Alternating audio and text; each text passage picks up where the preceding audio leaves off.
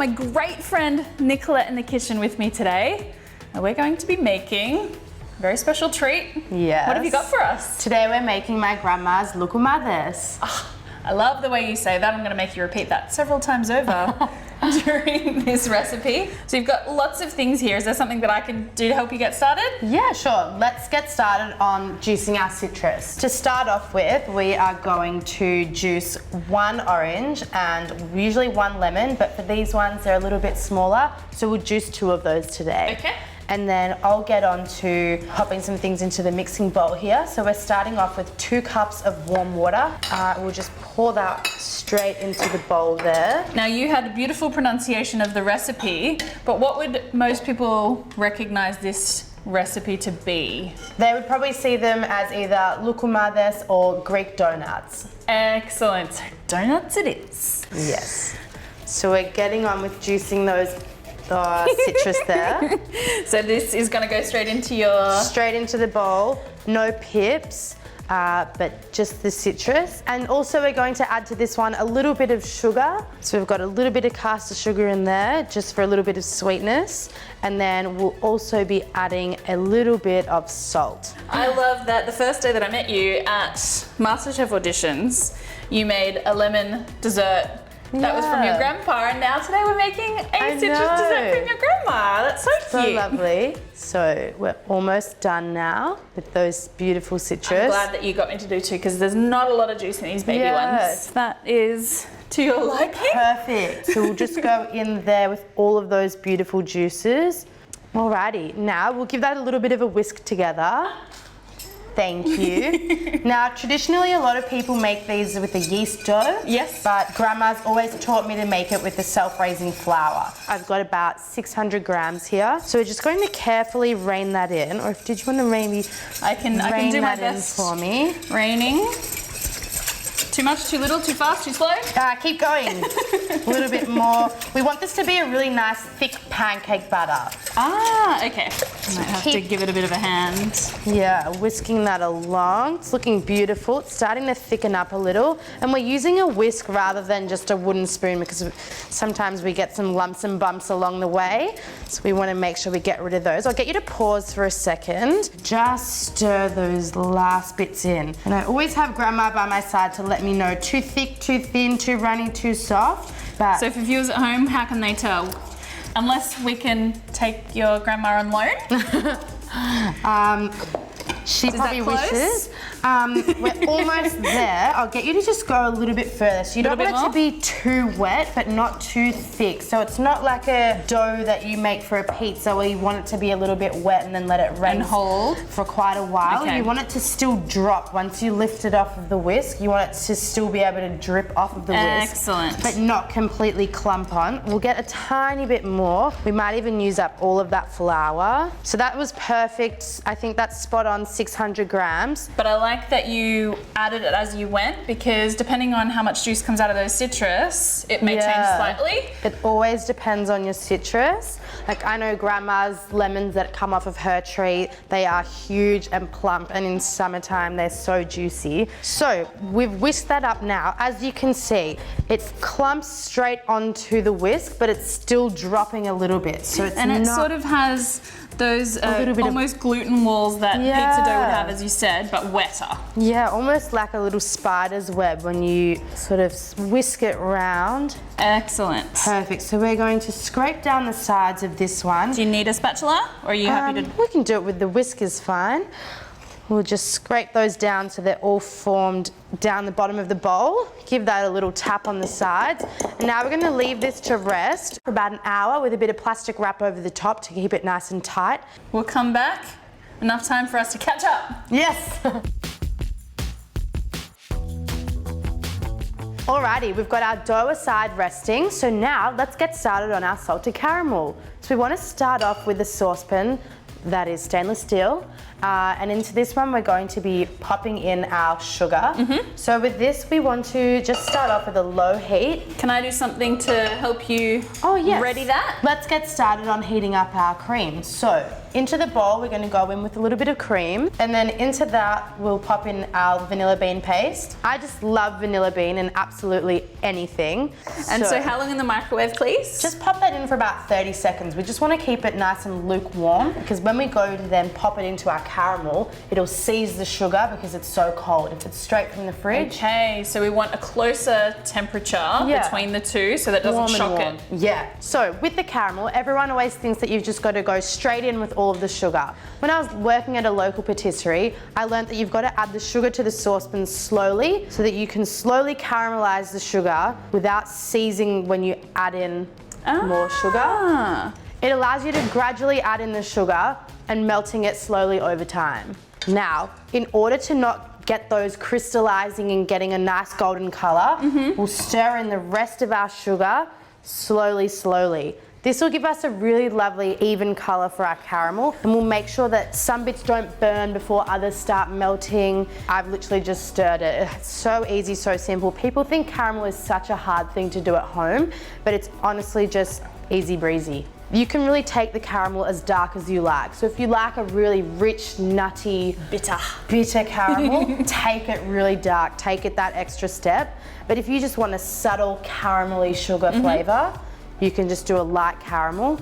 Now we'll take this one a little bit darker. Now with this, the trick that I learned from an amazing pastry chef that I used to work with was to wait till the sugar is almost see-through. So you almost want to be able to see the bottom of the pan, and that's when you know you're almost just ready to pop in your cream. Now we've got a really nice visual there. Let's go straight in with our cream. Wow. If we had just added cold cream into that one, you would have seen the sugar just crystallize and snap straight away and go cool. It's almost if you're making like toffee spoons and things like that. As soon as you make any sort of toffee shards or something and you cool down that sugar too quickly, it almost forms a snapping. So we don't want to shock it, we want to sort of relax that cream into the caramel. Of course. Alrighty, oh wow. So as you can see, that our cream is all gone in there, mixed through perfectly. I'm going to have to get your bowl to pour that into, or are you going to leave it in the saucepan? We'll leave it in the saucepan for a couple more minutes. So now we've turned off the heat, we've stirred it all in. We want to just let those bubbles subside a little bit while stirring it. And then next in, we're going with our butter. I was getting ahead of myself. Like anything delicious, just add in a lot of butter and it'll be even more delicious. So as you can see, those big bubbles have subsided. If it's too hot, the butter will sort of melt down those milk fat solids and potentially split in the mixture. So we don't want it boiling hot, but that's looking beautiful. And I mean, look at that color. Look at, wow. Yummo. That's incredible. Alrighty, so in we go, slowly adding in our butter. A little bit at a time, we just want to let that melt. You can also use a whisk if you like, whatever you prefer. It's starting to soften down a little. This looks like a caramel that you could bottle and gift. Definitely, perfect Christmas gift. If you wanted to make it that little bit more Christmassy, add in a little touch of nutmeg or cinnamon. What a great idea. So it's quite versatile. Alrighty, so our butter is melting away slowly in there. And because we've added it in gradually, we haven't popped in too much fat in there, so it hasn't separated and floated to the top. And then, next up, we'll be adding in some salt flakes. Now I'm ready. I love using a nice thicker grain of salt, not a small little pesky table salt. We want to get really nice chunky flakes in there so that you can feel the actual salt flavor when you're eating these loukomades. And in terms of the bigger flakes, you can also then see it. So you get a visual, you get a different textural sensation and the flavor. So rather than using a salt that just dissolves, this is far more exciting. Alrighty, so we've popped in some salt there, and what you can do is just grab a tablespoon, flip it over so you've got the back, run a little bit of that caramel on there, and that'll cool down the caramel mixture instantly. So if I was to just go straight away, that is still very, very hot. So if you just lean that one over there, give it a little drizzle. Let's see. Oh, I'm really happy with that. Yeah? Oh, so beautiful. I think it's like in between too sweet and too bitter. Like for me, that's just right. So that's a great color indicator if you sort of want a halfway. Definitely. So it's still got some depth. Of course. Lovely. Salty enough for you, or would you like a little more? I would actually go more. Yeah, me too. I'm glad we're on the same page here, Elena. Which means these donuts are just for us. Alrighty. So we'll pop that one aside. We can pop it into a bowl, or we can just leave it aside till you're ready for plating. Now, I like to pimp up my Loukomades a little bit. Don't tell Grandma. But shortly we'll be dousing them in salted caramel. But before that step, this is my little secret. Keeping it traditional with those cinnamony flavors, I love any donut in cinnamon sugar. I mean, it's a must. So into the bowl we go with some caster sugar and a little bit of cinnamon. A little bit or a lot of it? Maybe let's pop in about half of that. Perfect. Now give that a little bit of a stir. And then I can see you've given me all of the hard jobs today. Yeah, this is a tricky one. Although it does smell really good. Lucky you won MasterChef. Hopefully I can cope. Alrighty, so whilst we've got that stirring away, great job, Elena. I'm heating up some oil. So we've got some veggie oil in here. We want to heat that up so it's not too hot, not too cold.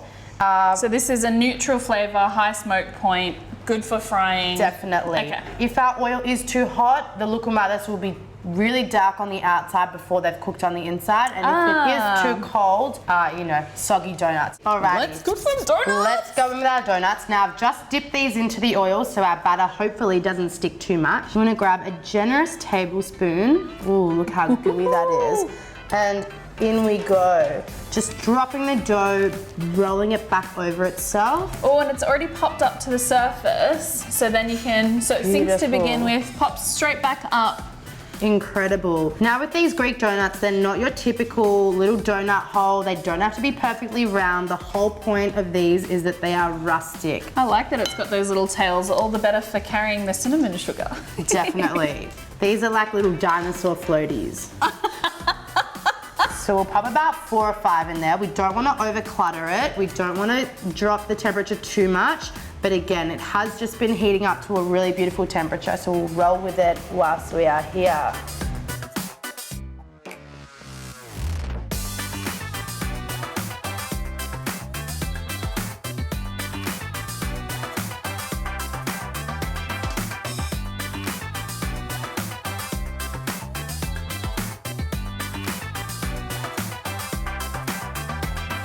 Alrighty, so all the grannies out there, yas, I'm sorry, I know this isn't how they're meant to be, but I'll get this out of the way for you. This is my pimped version of the Loukomades. So next up, we haven't got enough flavour yet. Let's go in with our beautiful salted caramel. They are so beautiful. Thank you for coming in to make these today, Nicolette. That's alright. Thank you so much for having me. We're not done yet though. No, I wasn't saying goodbye. I was just preparing to run away with these. So we're going to drizzle these ones in some honey as well. Now, Grandma also makes her own honey at home, but this is the Baringa honey that I like to use. So it's a beautiful, unfiltered, certified organic honey. Oh my goodness. Let's not stop there. We've got some natural honeycomb. Now this one is fresh from the hive. Again, Baringa. And we'll just dollop that on. Thank you so much for coming in and making these.